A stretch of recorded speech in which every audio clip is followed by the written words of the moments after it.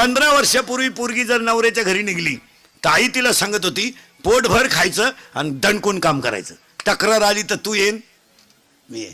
आता ह्याच 5-6 वर्षापासून आई डायरेक्ट सांगती एखादा महिना पाय सगळ्यांचा अंदाज घेऊन ये, नाही तर पाहुणा इकडे घेऊन ये, खाल्ल्या वावरात कांदे वाटणं करीन पण तो शान भरायचं नाही. इतक्यात घरी कीर्तनात बसलेली तुझ्या पोरीचा तुझा फक्त 4 दिवस फोन नाही, फक्त बोटवर कर. आजचं पाकिट देतो मी तुला, कर बोट. तुला काम नाही का काय दुसरं?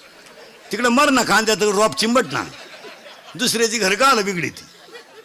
उठपळ पुरीला फोन, उठपळ पुरीला. बरं विचारी ती काय जीवली का काय घालून गेलं, बोंबील भाजली खाती. आवळ्याचा बाजार नाही आजपासून जर महिला मंडळ पुरीच्या घरी डोकं लावलं तो तू का शेवई लिहून घे. दिवाळी खात नाही तू ले कशाला.